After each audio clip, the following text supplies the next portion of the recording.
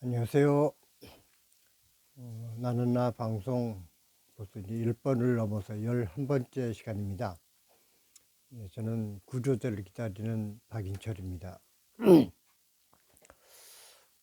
오늘은 바로 이제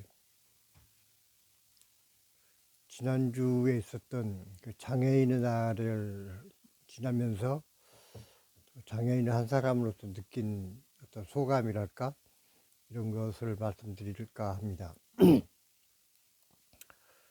사실 장애인의 날, 이런 날이 있다라는 그 자체가 어떻게 보면은 그만큼 우리 사회에서 소외되고 그 차별을 받고 있는 그런 사람들이 장애인이 아닌가 합니다. 작년인가 그 TV에서 꽤 인기지에 방송되었던 드라마가 있었습니다. 이상한 변호사 우영우라는 제목이었는데 그 자폐를 가진 그 장애인이 뭐 서울대학교 법대를 수석으로 입학을 하고 사법고시를 수석으로 입학을 해서 변호사가 되었는데 다른 사람들이 그 해결하지 못하는 어려운 문제도 아주 그 능숙하게 해결해 나가는 그런 변호사 모습을 그린 그런 드라마였죠. 뭐 시간이 그리 많이 지나지 않았기 때문에 그 드라마를 기억하는 분들이 많을 텐데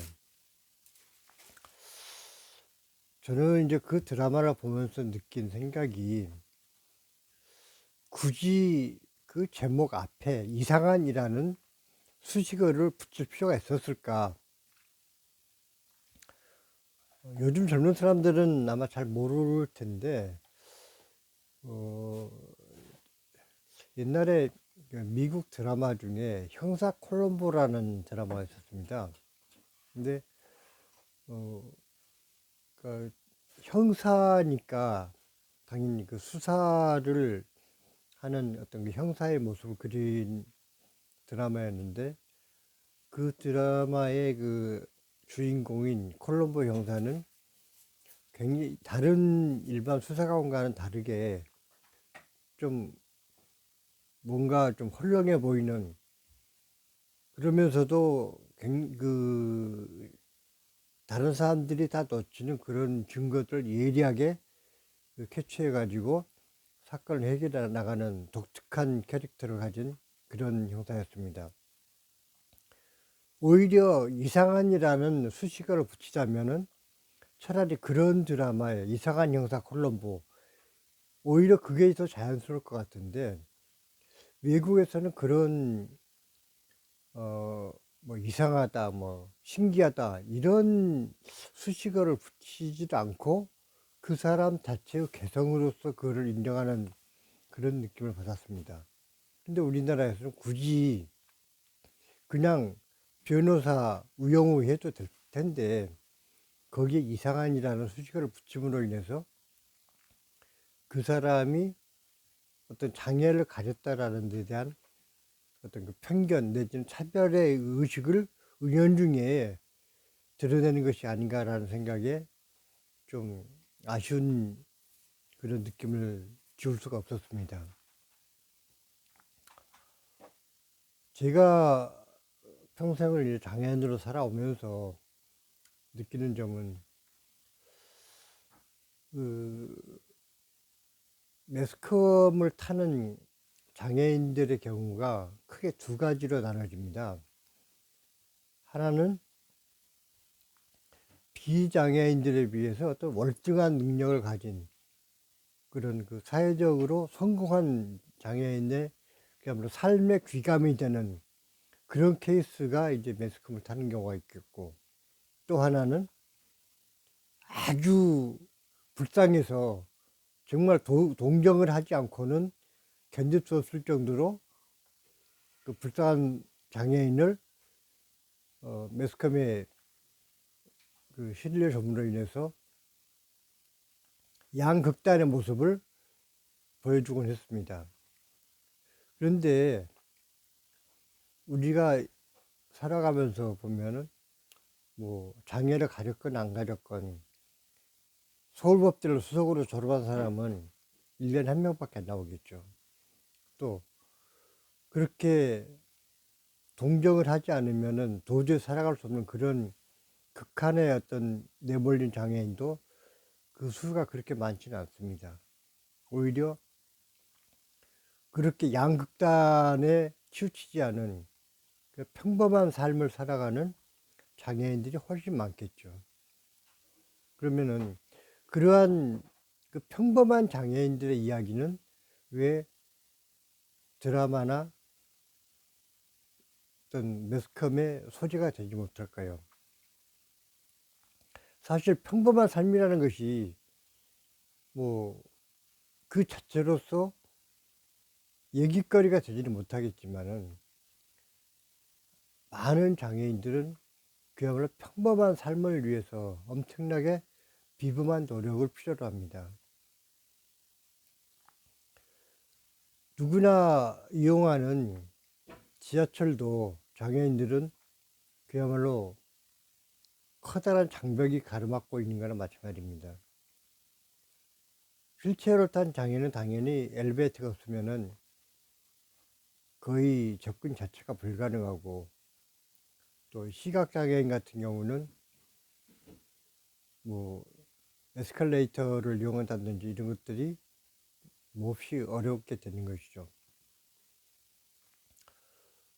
그런 그 사회 속에서 함께 더불어 살아가는 우리의 이웃들인 장애인들이 사회의 한 구성원으로 그야말로 평범하게 살아갈 수 있는, 전혀 모나지 않고 특출나지도 않고 불쌍하지도 않은 그런 장애인들이 아무런 불편 없이, 불편이 없다라는 거는 글쎄요, 좀 어폐가 있을지 모르겠지만은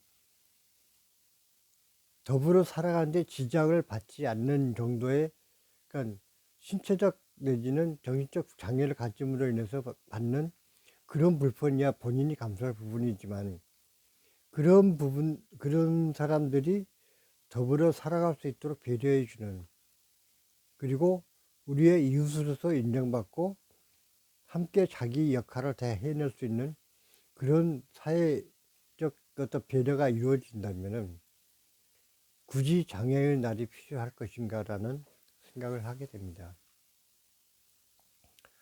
제가 그 대학을 졸업하고 이제 2급 종교사 자격증을 받아가지고 이제 교직에 진출하려고 그 서류를 제출하면 서류 심사에는 거의 통과가 됩니다. 그래서 이제 면접을 보러 오라고 해서 가보면은 굉장히 당황하면서 뭐 연락이 잘못 갔다는 등 뭐 이러면서 돌려보내기 일쑤였고, 심한 경우에는 면접을 보려고 이제 들어갔더니 그 교감 선생이라는 분이 이제 면접하려고 기다리고 있다가, 아니 당신 그 몸 가지고 선생하려고 그래? 이러면서 돌려보내는 경우까지 있었습니다. 제가 전공이 조속과를 졸업하다 보니까 이 조각이라는 게 엄청난 중노동을 필요로 하는 그런 분야입니다. 뭐 돌도 쪼아야 되고 나무 쪼아야 되고 용접도 해야 되고, 그러한 그 혹독한 중노동을 다 이겨내고, 그리고 교직 과목을 이수해서 그야말로 그 전교사 자격증을 획득해 가지고 이제 졸업을 했는데,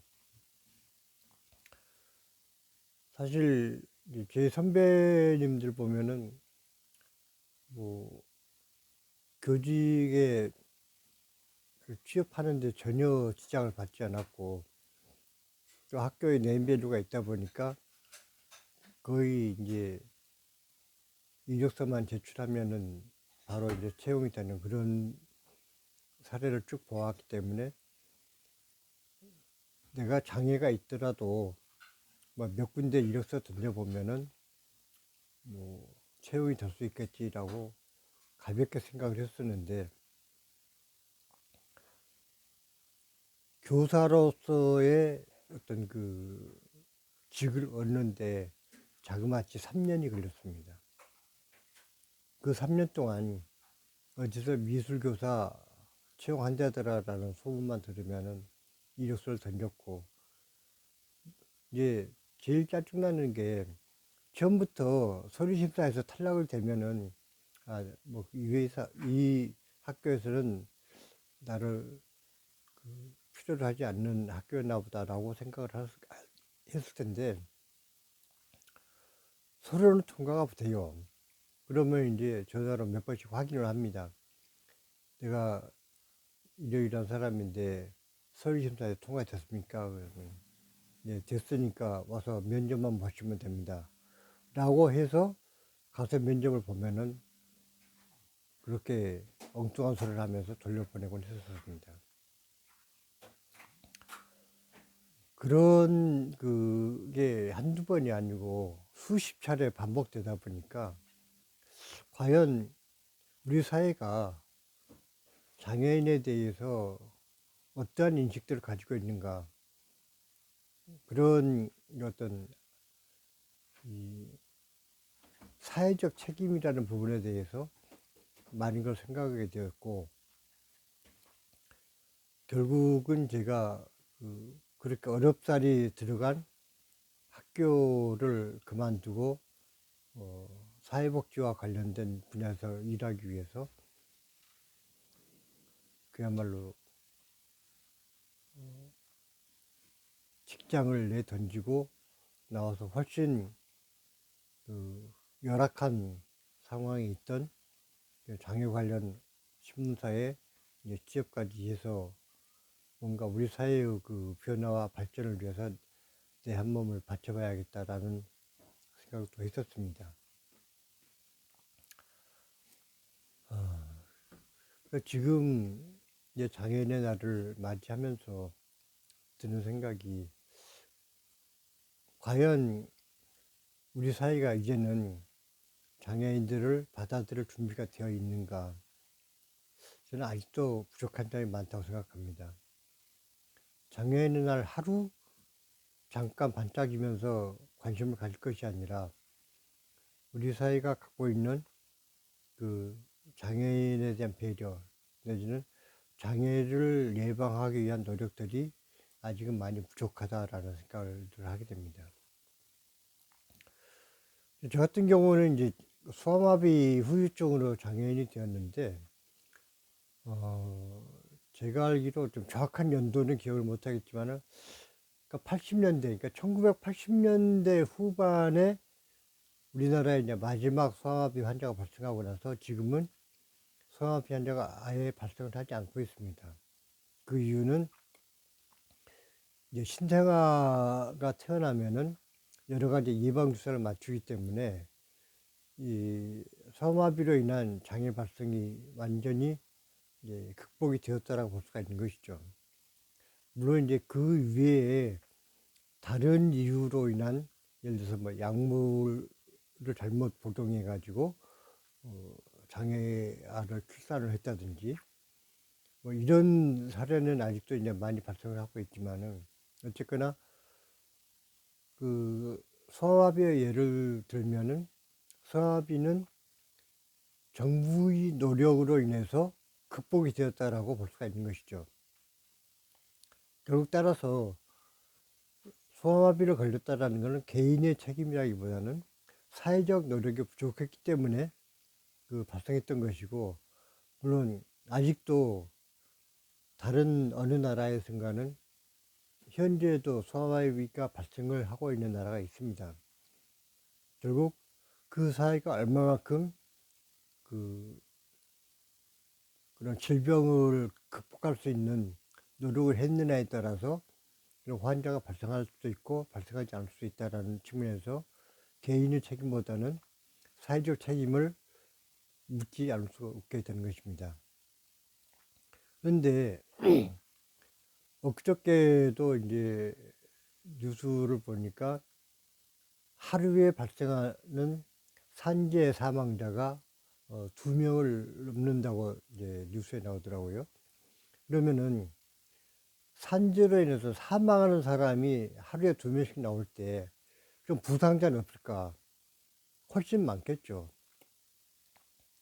그 산재로 인해서 그 영구 장애인으로 남는 경우도 지금 제가 통계는 확인을 못했지만은 굉장히 많은 걸로 알고 있습니다. 그런 것들이 우리 사회가 좀 더 노력을 기울여야 할 부분이 아닌가라는 생각이 들고요. 따라서 장애인들 보고 사회에 적응해라고 요구하기 전에 사회가 장애인에게 적응하는 노력도 분명히 필요하다라는 생각을 하게 됩니다. 사회 운동이 다양하게 뭐 빈민운동, 노동운동, 농민운동 등등이 있는데 그 중에 이제 한 분야가 이제 장애운동이 있습니다. 결국 장애운동이라는 것은 장애인을 많이 만들자는 운동이 아니고 거꾸로 장애가 발생하지 않도록, 즉 우리가 좀 더 건강한 몸을 가지고 살아갈 수 있는 그런 사회적 여건을 만들고, 또 장애가 발생했을 때는 그 사람들이 낙오되지 않고 사회 구성원으로 살아갈 수 있는 그런 여건을 마련해 주기 위해서 사회가 노력해야 되지 않을까라는 생각을 하게 됩니다.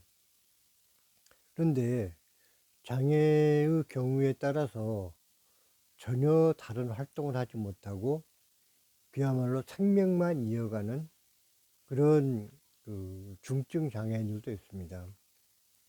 근데 그 천민 자본주의 사회일수록 어떤 인간의 어떤 생산성에 대해서 이제 관심을 갖게 되고, 물론 장애인이라고 할지라도 어떤 자기 나름대로의 어떤 경제 활동을 통해서 사회의 짐이 아닌 사회의 동반자로 살아가는 것이 필요하겠지만, 그러한 능력을 갖지 못한 단순 보호를 해야 되는 그런 장애인의 경우에는 그 사람들을 무시하지 않고 우리 사회가 그분들을 보호해서 적어도 인권을 가진 존재로서의 어떤 존엄성을 인정해주는 그러한 노력들이 또한 필요하지 않을까라는 생각이 듭니다. 제가 이제 해외여행이라고는 평생 동안 딱 한 번 호주를 다녀온 것밖에 없는데, 그때 이제 호주를 간 그 목적이 사회복지시설 견학이었습니다. 중증 장애인을 이제 보호한 그런 시설을 갔는데, 거기에 3명의 그 중증 장애인이 그 생활을 하고 있었고, 그 3명의 장애인을 돌보기 위해서 2명의 사회복지사가 그분들을 이제 지키고 있었습니다. 그래서 이제 워낙 그쪽에는 뭐 침대도 그 스위치 하나 누르면 자동으로 이렇게 앉을 수 있는 그런 침대가 있었고, 뭐 목욕탕에도 보면은 그 장애인이 가만히 앉아 있으면은 그 들어 올려서 그 욕조로 이제 들어갈 수 있도록 하는 그런 설비들이 이제 다 갖춰져 있어 가지고, 그러니까 우리나라 장애인들과는 굉장히 현실적으로 차이가 많이 나길래 이제 이것저것 사진을 찍고 있는데, 그 사회복지사 한 분이 시설 설비 자체는 사진을 찍는 것도 상관없지만 거기에서 생활하고 있는 장애인은 찍지 말라고 그 사진 촬영을 이제 거부를 했습니다. 그래서 왜 그러냐고 물어봤더니, 이분들은 자기 의사표현을 하지 못하는데 그러다 보니까 자기들의 초상권을 보호할 능력을 갖지 못하고 있다.